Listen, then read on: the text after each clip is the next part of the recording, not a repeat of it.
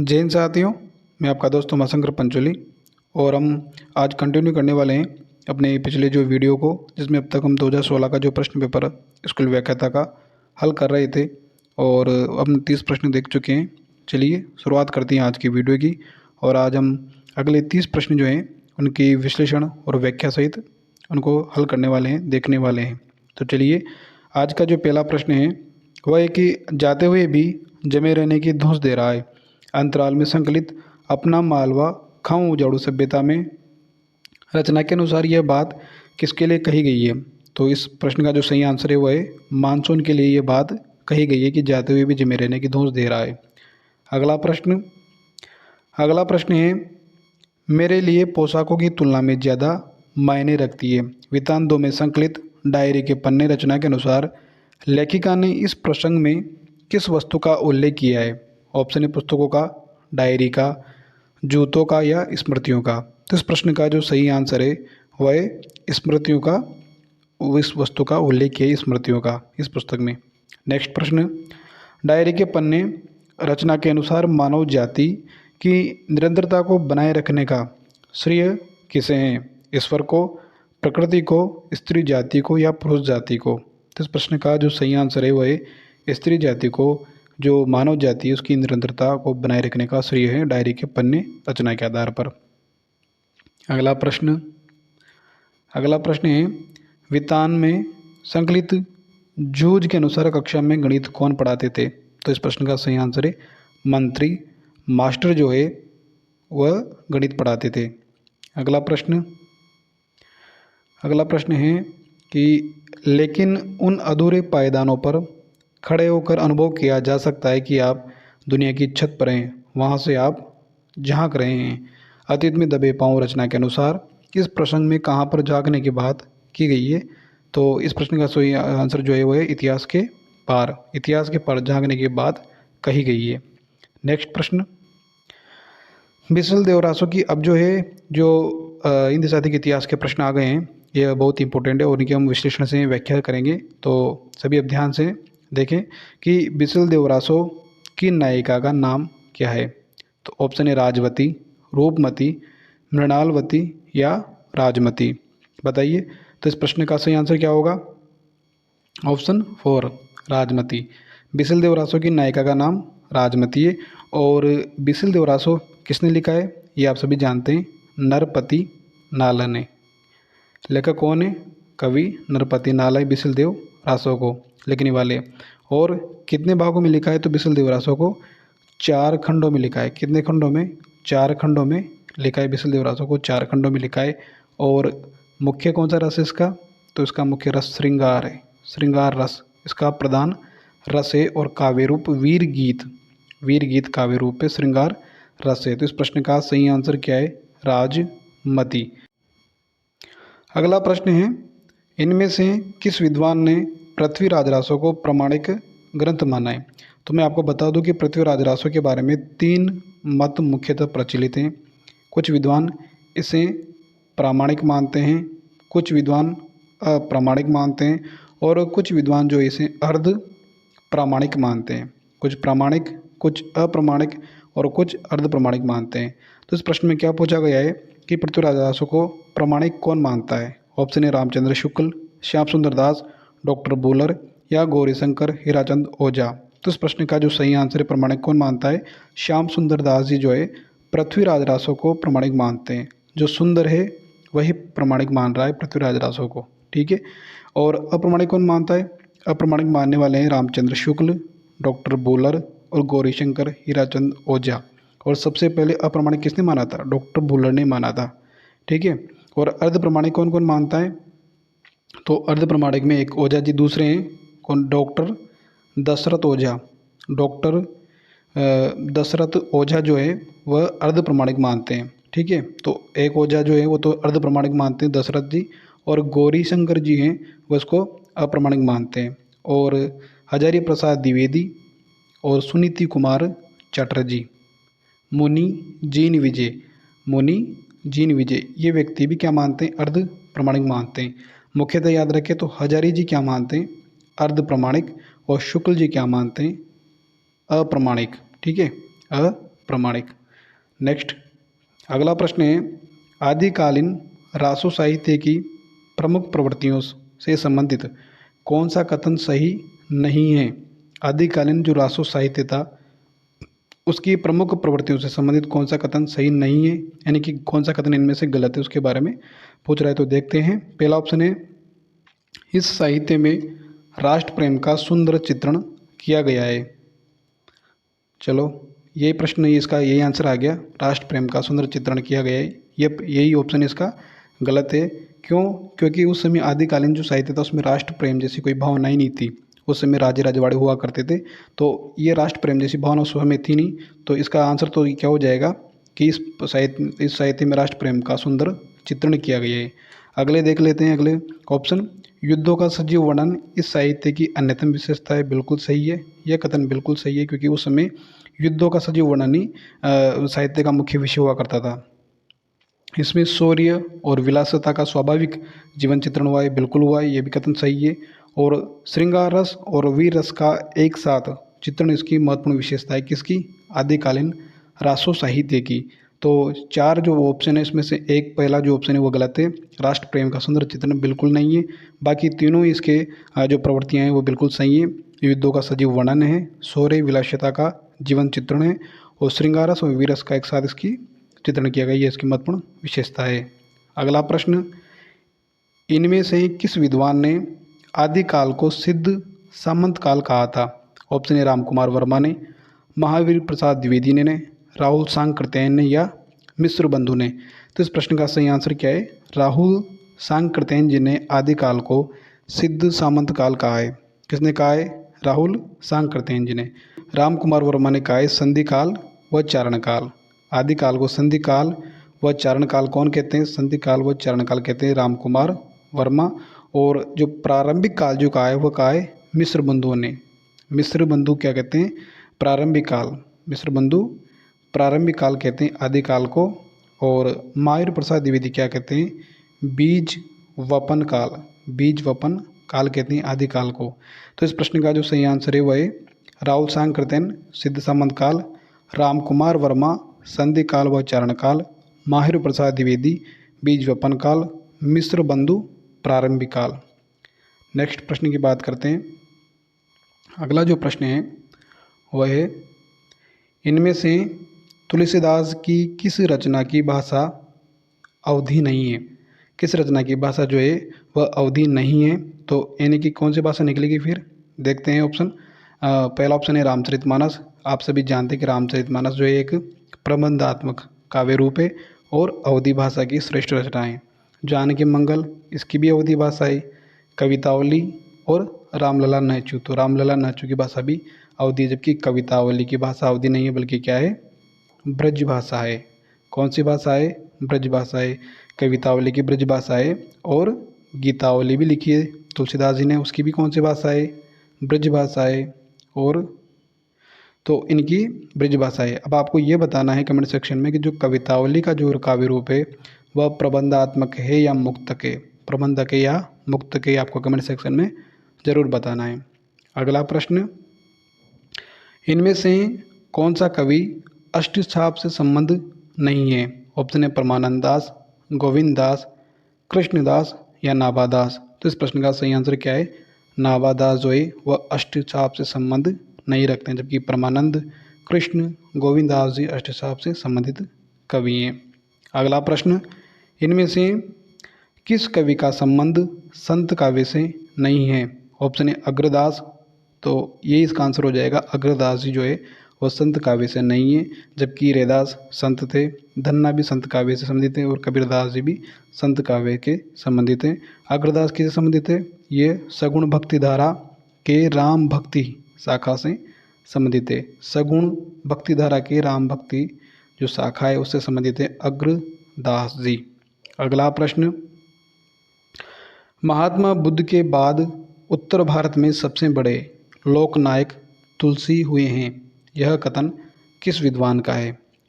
Option है आचार्य रामचंद्र शुक्ल का, George ग्रियेशन का, फादर कामिल बुल्के का, या हजारी प्रसाद द्विवेदी का। तो इस प्रश्न का सही आंसर क्या है? जॉर्ज ग्रियेशन का। वो कहते हैं कि महात्मा बुद्ध के बाद उत्तर भारत में सबसे बड़े लोकनायक अगर कोई हुए हैं तो वह हैं तुलसीदास जी। नेक्स्ट प्रश्न, निम्नलिखित रचनाकारों में से ललित ललाम के रचनाकार कौन हैं? ऑप्शन है केशवदास, भिखारी दास, मतीराम या कृपाराम। तो इस प्रश्न का सही आंसर क्या होगा? मतीराम जो है वह ललित ललाम के रचनाकार है, मतीराम। केशवदास ने क्या लिखी है? बहुत ही प्रसिद्ध रचना केशव चंद्रिका, रामचंद्रिका लिखी। क्या लिखी? रामचंद्रिका,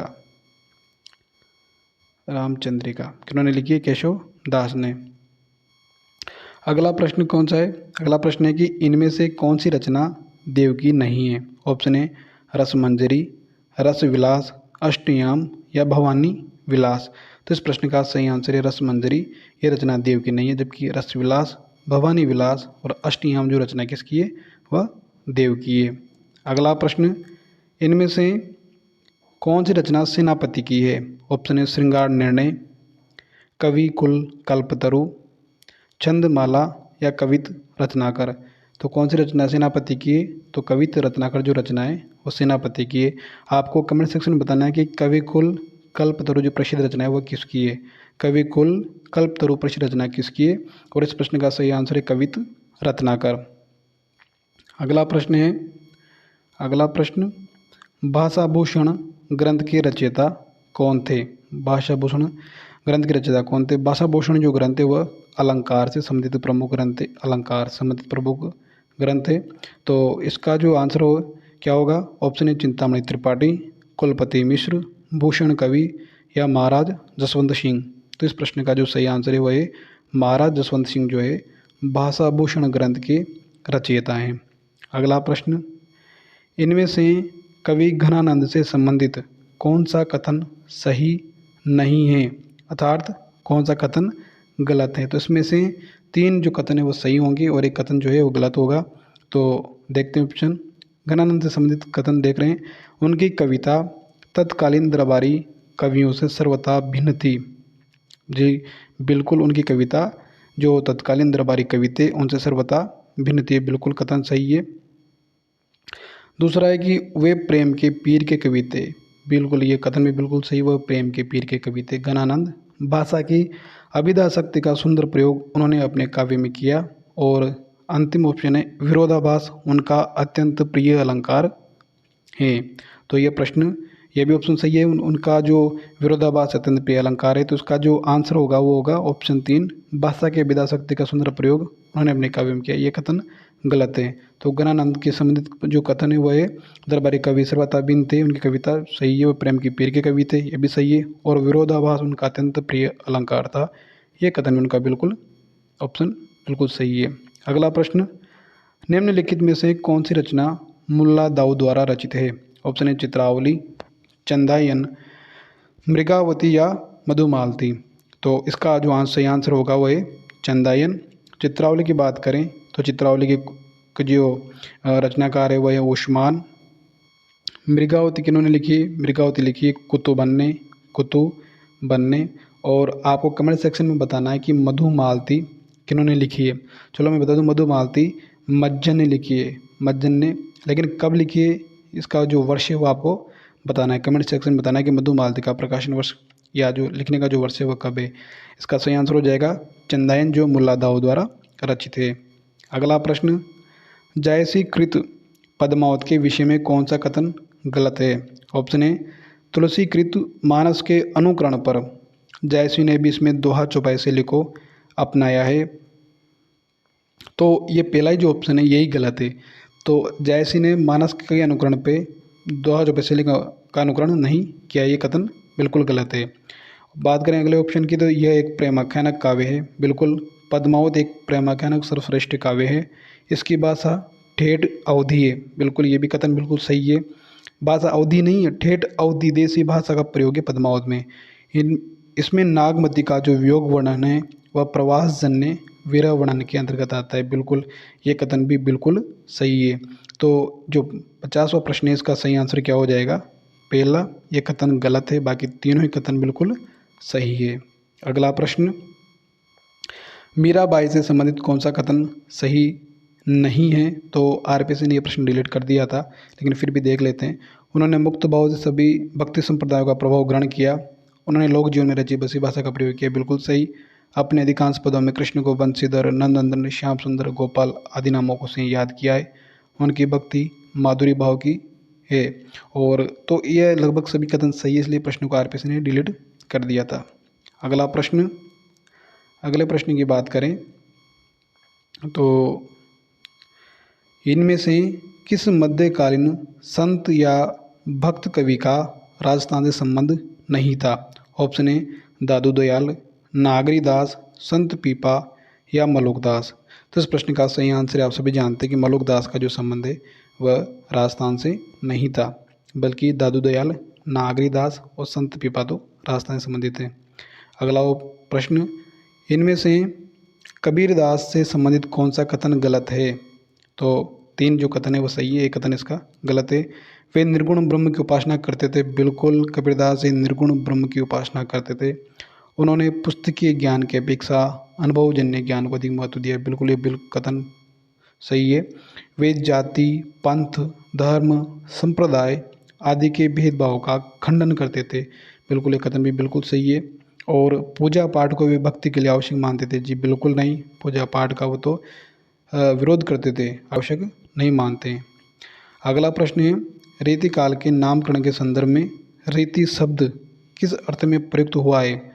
ऑप्शन है गुणों पर आधारित विशेष प्रकार की पद रचना के लिए, अलंकार, रस, गुण, ध्वनि, नायिका भेद आदि काव्य शास्त्रीय प्रणालियों पर आधारित रचनाओं के लिए, सामाजिक रीति रिवाजों से संबंधित रचनाओं के लिए, वैदर्भी, गौड़ी आदि रीतियों की व्याख्यापरक रचनाओं के लिए।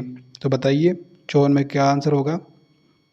तो जो इस प्रश्न का सही आंसर है वह है रीतिकाल का जो नामकरण है उसमें जो रीति शब्द है वह रचनाएं, जो अलंकार है उनमें रस, गुण, ध्वनि, नायिका भेद आदि जो काव्यशास्त्रीय जो प्रणालियाँ उस पर आधारित रचनाएं लिखी गई है रीतिकाल में। इसलिए रीति शब्द किसका अभिप्राय प्रकट करता है? अलंकार, रस, गुण, ध्वनि, नायिका भेद इन प्रणालियों पर आधारित होने के कारण रीतिकाल का नामकरण रीतिकाल रखा गया है।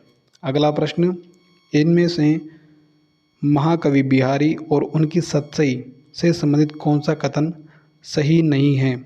इनमें से कौन सा कथन सही नहीं है? तो ऑप्शन है प्रकृति का आलम्बन रूप में चित्रण उनकी बहुत बड़ी विशेषता है, जी यही कथन इसका आंसर हो जाएगा। ये कथन गलत है, प्रकृति का आलम्बन रूप में चित्रण उनकी बहुत बड़ी विशेषता ये नहीं है, बल्कि लोक ज्ञान, काव्य ज्ञान, शास्त्र ज्ञान तीनों का सुंदर समन्वय सतसई में देखने को मिलता है, जी बिल्कुल यह कथन बिल्कुल सही है। अनुभवों के चित्रण में बिहारी सिद्धस्त थे, यह कथन भी बिल्कुल सही है। और सतसई में साहित्यिक ब्रज भाषा का प्रयोग किया गया है, यह कथन भी बिल्कुल सही है। तो इस प्रश्न का जो सही आंसर है प्रकृति का आलम्बन रूप में चित्रण उनकी बहुत बड़ी विशेषता है, ये कथन गलत है, बाकी तीनों कथन इसके सही हैं। नेक्स्ट प्रश्न, अगला प्रश्न है, इनमें से किस लेखक का संबंध भारतेंदु मंडल से नहीं था? ऑप्शन ए प्रताप नारायण मिश्र, बालकृष्ण शर्मा, बद्री नारायण चौधरी प्रेमगन और ठाकुर जगमोहन सिंह। तो इस प्रश्न का सही आंसर होगा बालकृष्ण शर्मा, जो है भारतेंदु मंडल से नहीं थे, बालकृष्ण भट्ट थे। इनमें से कौन सी रचना भारतेंदु हरिश्चंद्र कृत नहीं है? भारत दुर्दशा, नील देवी, प्रेम मोहिनी और अंधेर नगरी। तो इसमें से जो प्रेम जो मोहिनी है वह भारतेंदु हरिश्चंद्र ने नहीं लिखी है। भारत दुर्दशा, नील देवी, अंधेर नगरी भारतेंदु हरिश्चंद्र जी के प्रमुख नाटक हैं। अगला प्रश्न, खड़ी बोली हिंदी का प्रथम महाकाव्य कौन सा है? ऑप्शन ए प्रिय प्रवास, साकेत, कामायनी, वैदेही वनवास। तो खड़ी बोली का जो प्रथम महाकाव्य वह प्रिय प्रवास, जो कि अयोध्या सिंह उपाध्याय हरिओध ने लिखा है, उपाध्याय हरिओध ने लिखा है प्रिय प्रवास। अगला प्रश्न, ज्ञान राशि के संचित कोश का नाम साहित्य है, यह कथन किस विद्वान का है? हजारी प्रसाद द्विवेदी, महावीर प्रसाद द्विवेदी, रामचंद्र शुक्ल, बाबू गुलाब राय। तो ये प्रश्न जो है महावीर प्रसाद द्विवेदी का है कि ज्ञान राशि के संचित कोश का नाम साहित्य है। अगला प्रश्न, भाषा योग वशिष्ठ के रचनाकार कौन है? राम प्रसाद निरंजनी, सुधांशु शुक्लाल, लल्लू लाल या सदल मिश्र। तो भाषा योग वशिष्ठ के रचनाकार कौन है? राम प्रसाद निरंजनी इस प्रश्न का सही आंसर हो जाएगा। ठीक है साथियों, आज के लिए इतना ही काफ़ी है। और जो प्रश्न मैंने आपसे पूछे हैं उनका कमेंट सेक्शन में जवाब जरूर दें, और ज़्यादा से ज़्यादा साथियों को अपना ये वीडियो शेयर करें और लोगों से बोले कि जुड़ें। बहुत जल्दी ही साहित्य शिखर क्लासेज में यूजीसी नेट और school lecturer first grade RPSC second grade के लिए क्लास स्टार्ट होने वाली है ऑनलाइन। तो सभी साथियों को ये जोड़ें और